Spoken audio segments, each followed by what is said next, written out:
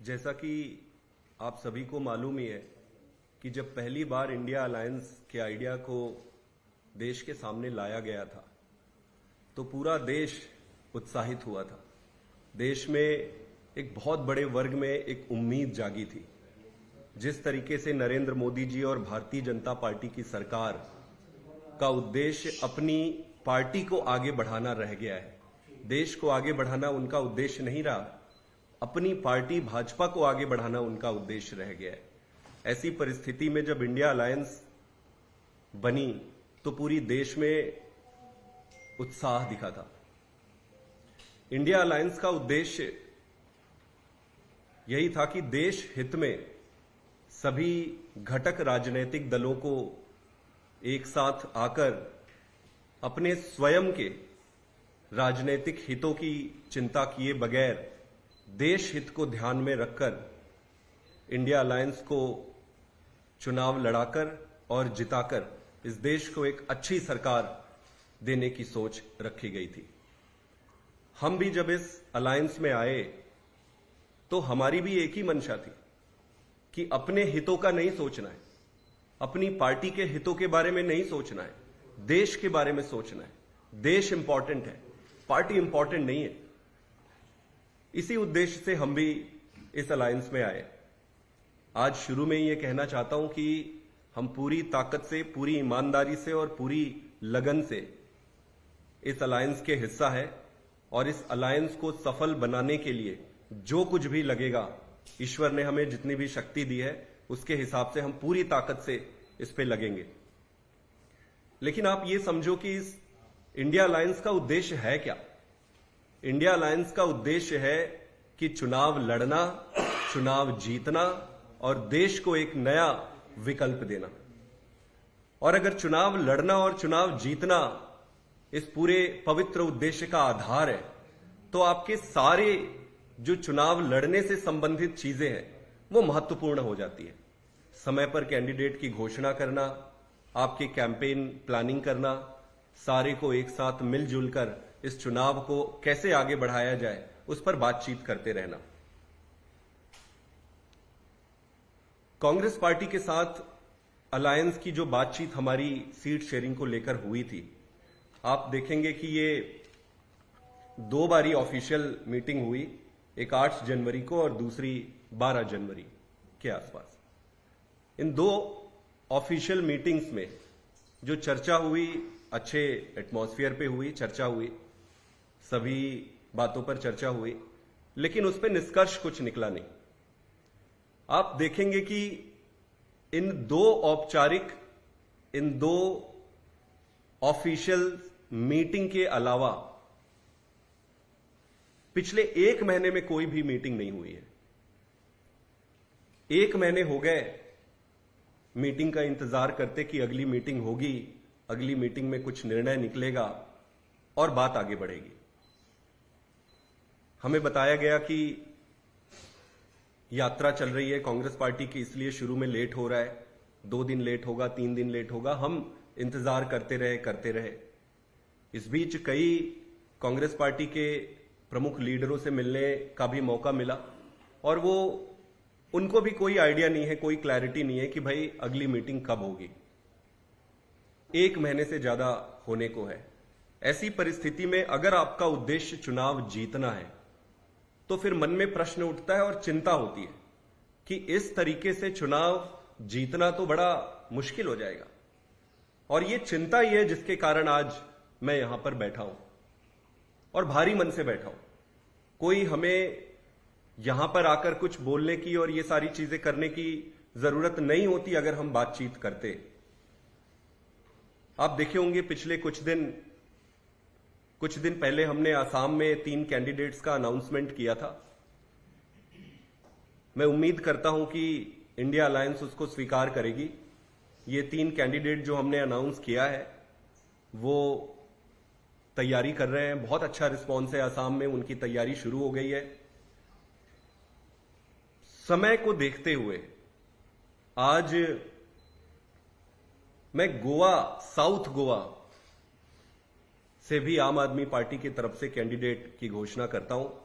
आम आदमी पार्टी की तरफ से हमारे लीडर वेंजी वेगास जो है, जो बेनुलिम से वहां के विधायक भी हैं, वो हम कैंडिडेट के रूप में उनकी घोषणा करते हैं और मैं उम्मीद करता हूं कि इंडिया अलायंस इसको स्वीकार करेगी, इसकी अनुमति देगी।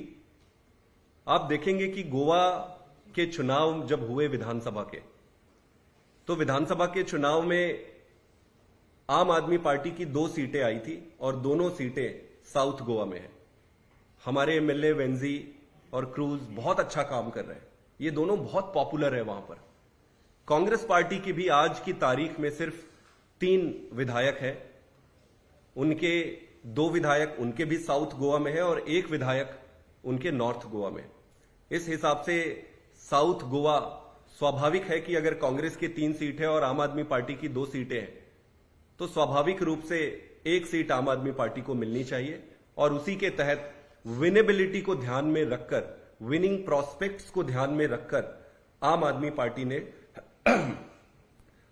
श्री वेंजी जी के कैंडिडेचर की आज घोषणा की है। इसी के साथ गुजरात में भी आज मैं 2 कैंडिडेट्स का अनाउंस करने जा रहा हूं। उनमें से एक है हमारे चैतर वसावा जी, जिसके बारे में पहले हमने आपको बताया था, और दूसरे हैं भावनगर से उमेश भाई मकवाना जी।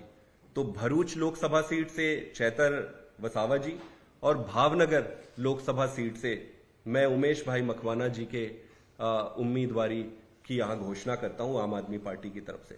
मैं उम्मीद करता हूं कि इंडिया अलायंस इसको स्वीकार करेगी और खूब मेहनत करके ये सीट हम जीतेंगे। गुजरात के विधानसभा चुनाव में अगर आप देखेंगे तो 5 सीटें आम आदमी पार्टी की आई थी और लगभग 13% वोट शेयर मिला था। कांग्रेस पार्टी की यहां पर 17 सीटें आई थी और 27% वोट शेयर मिला था। अगर इसको प्योरली साइंटिफिक हिसाब से और मेरिट बेसिस पे आप देखें तो आम आदमी पार्टी को 1/3 सीट मिलनी चाहिए और कांग्रेस को 2/3 मिलनी चाहिए। तो इस हिसाब से हमारे 8 सीटें बनती है, अगर आप प्योरली मेरिट को और विनेबिलिटी को परिप्रेक्ष्य में सामने रखें तो 8 सीटें बनती है। हमने 8 सीटें मांगी है इंडिया अलायंस से, कांग्रेस पार्टी से। आज हमने 2 सीटें अनाउंस करी है, बाकी की 6 सीटों का कुछ दिन के बाद विचार करके आपके समक्ष रखेंगे। कांग्रेस पार्टी 18 सीट पे लड़ ले और 8 सीट पे आम आदमी पार्टी लड़ ले, ये बड़ा मेरिट के हिसाब से, वोट शेयर के हिसाब से सबके सामने है। इस पे कोई लाग लपेट और कोई छुपाने की बात नहीं है। इसके साथ साथ दिल्ली के परिप्रेक्ष्य में भी मैं कुछ बातें रखना चाहता हूं। दिल्ली के चुनाव में भी आपने देखा होगा, लोकसभा में कांग्रेस पार्टी की 0 सीट है, विधानसभा में भी 0 सीट है, एमसीडी में चुनाव हुए उसमें 250 में से 9 सीटें कांग्रेस पार्टी की आई हुई है। अगर आप मेरिट बेसिस पे और ये पूरे आंकड़े को देखें तो कांग्रेस पार्टी की एक भी सीट इस डेटा के हिसाब से नहीं बनती है। लेकिन डेटा सिर्फ इंपॉर्टेंट नहीं है, जो अलायंस का धर्मा है और अलायंस का मान रखते हुए, कांग्रेस पार्टी की मान रखते हुए भी हम उन्हें 1 सीट ऑफर करते हैं। तो हमारा यह प्रपोजल है कि कांग्रेस पार्टी 1 सीट पे लड़े और 6 सीट पे आम आदमी पार्टी लड़े। आज कैंडिडेट की घोषणा हम नहीं कर रहे। मैं उम्मीद करता हूं कि दिल्ली के परिप्रेक्ष्य में बातचीत शुरू हो, बहुत जल्दी बातचीत का निष्कर्ष निकले, हम सारे अपने काम पे लगे, और अगर फिर भी निष्कर्ष नहीं निकलता है तो हम अगले कुछ दिनों में जो 6 सीट हम कह रहे हैं, उन 6 सीटों पे हम उम्मीदवार की घोषणा करेंगे और हम अपनी तैयारी, अपना काम शुरू करेंगे। गुजरात के परिप्रेक्ष्य में एक बारी मैं आपको फिर से एक चीज बताना चाहता हूं कि भरूच की सीट में जब हमने मांगा तो हमें कहा गया कि ये इमोशनल सीट है। हमने पूछा कि भाई ये क्यों इमोशनल है, तो बताया गया कि यहां अहमद भाई लड़ते थे और अब अहमद भाई की बेटी यहां से लड़ेगी। तो हमने इसका डेटा निकाला। डेटा अगर आप निकालेंगे तो 1977 से 1991 तक यहां पर चुनाव लड़े उसमें आखिरी बार 1984 में कांग्रेस पार्टी जीती थी। 40 साल हो गए कांग्रेस पार्टी यहां चुनाव जीती नहीं है। उसको भी आप छोड़ दो, 2019 में आप देखेंगे कि बीजेपी को 55% वोट शेयर मिले थे और कांग्रेस पार्टी को 26% वोट शेयर मिले थे।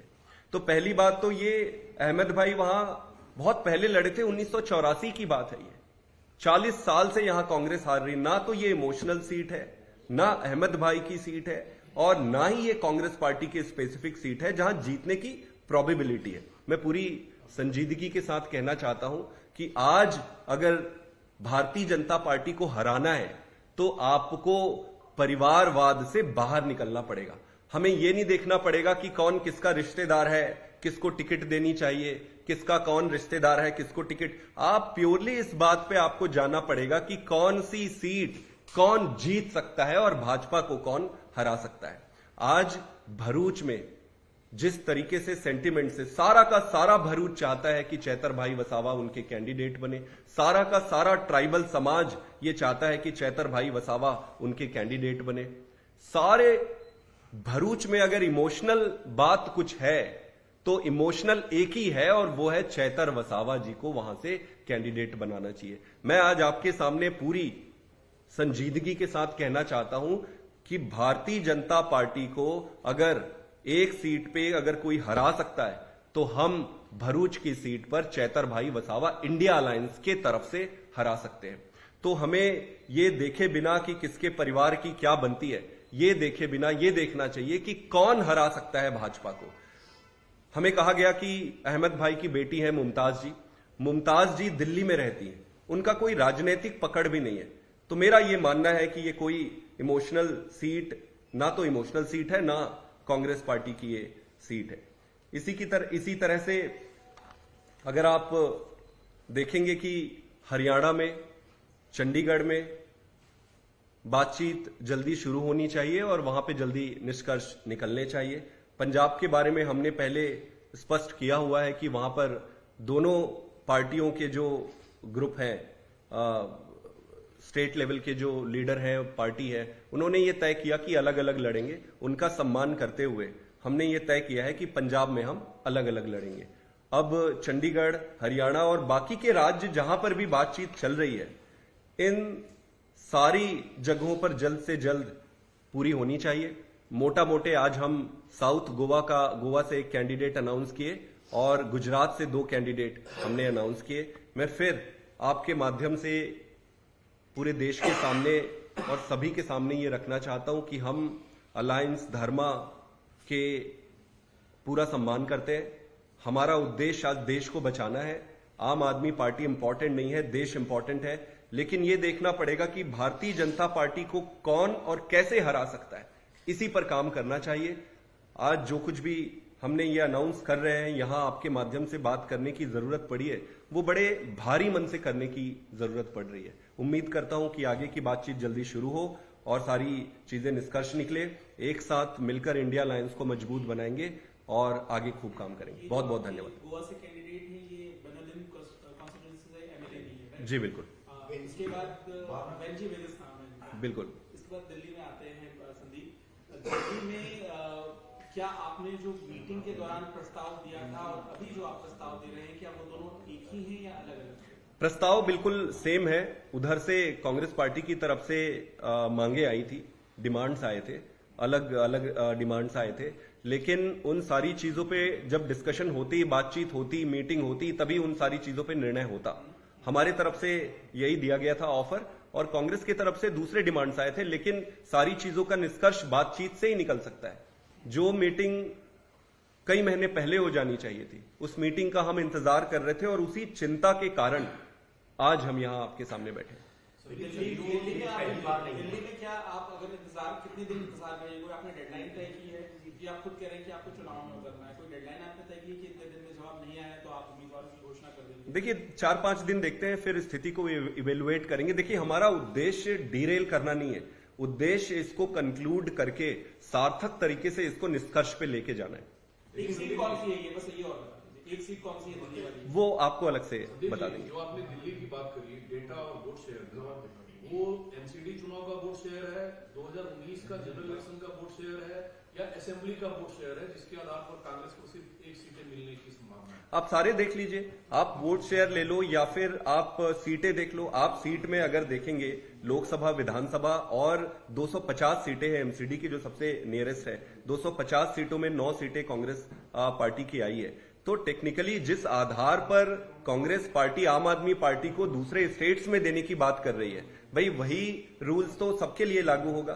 तो उस परिप्रेक्ष्य में देखेंगे तो आज कांग्रेस पार्टी बिल्कुल कहीं नहीं है, ये डेटा कह रही है, हम नहीं कह रहे। हमारा कोई उद्देश्य किसी को दुख पहुंचाना नहीं है। हमें खुद अच्छा नहीं लग रहा है ये सब कहते हुए, लेकिन हमारा अच्छा लगना, हमारा बुरा लगना वो इंपॉर्टेंट नहीं है। इंपॉर्टेंट है चुनाव लड़ना और चुनाव जीतना। लेकिन जिस क्लियरिटी से आप बात रख रहे हैं, तो पैन इंडिया लेवल पर आम आदमी पार्टी गठबंधन में कितनी सीट डिमांड की थी जिस पर आप लड़ना चाहते थे अपने उम्मीदवार के साथ? हम पूरी तरीके से धरातल पे है, प्रैक्टिकल काम करते हैं, साइंटिफिक तरीके से काम करते हैं। जिस जिस सीट पर और जिस जिस जगह पर हम जीतने की काबिलियत रखते हैं, ईश्वर की कृपा से ईश्वर ने हमें जितनी भी ताकत दी है वहीं पर हम मांग कर रहे हैं। जहां जहां हमारा संगठन मजबूत है, जहां हम जीत सकते हैं, हम वही मांगे। सारी चीजें हमने कांग्रेस पार्टी को बताई। लेकिन सर हरियाणा का नहीं कर रहे हैं आप फिलहाल? हरियाणा में अभी भी बातचीत चल रही है। मैं उम्मीद करता हूं कि हरियाणा में, चंडीगढ़ में और अन्य जगहों पर बहुत जल्दी बातचीत हो, जल्दी एक साथ बैठे और उस पर निष्कर्ष निकाले। चुनाव के लिए बहुत कम समय रह गया है, अदरवाइज सारा समय चला जाएगा और जीतना तो बहुत दूर की बात है। आप फिर चुनाव लड़ते हैं। सवाल ये बनता है कि आपने इंडिया की, ये मान लिया जाए कि आपने तो लगभग सभी उम्मीदवारों का ऐलान कर ही दिया जो आप प्रस्ताव रख रहे थे गठबंधन के तहत। ये मान लिया जाए कि इंडिया गठबंधन से आपकी बनी नहीं और आप कहीं ना कहीं इसे फेल होता हुआ देख रहे हैं। आप नहीं मानते हैं कि इंडिया गठबंधन के तहत वो फेल होगी? देखिए, ये मेरा काम नहीं है उस पर ज्यादा एनालाइज करना। मैं ये मानता हूं कि जिस उद्देश्य से हम आए थे, मैं आम आदमी पार्टी की तरफ से बात कर सकता हूं। आम आदमी पार्टी पूरी ताकत से, पूरी जिम्मेदारी से और पूरी लगन से इस अलायंस के साथ है। इस अलायंस को सफल बनाने के लिए जो कुछ भी करना पड़ेगा हम करेंगे। बातचीत होनी चाहिए। हम जो कुछ भी हम त्याग कर सकते हैं वो हम तैयार हैं त्याग करने के लिए, लेकिन आज देश इंपॉर्टेंट है। पर आप सिर्फ यही सोच के कि देश इंपॉर्टेंट है, उद्देश्य महान है, लेकिन आप मेहनत नहीं करोगे, तो जब तक आप मेहनत नहीं करोगे, आपका उद्देश्य ना जाने कितना भी महान हो, उसका परिणाम नहीं निकलेगा। अगर परिणाम तक पहुंचना है तो मेहनत करना पड़ेगा। Thank you.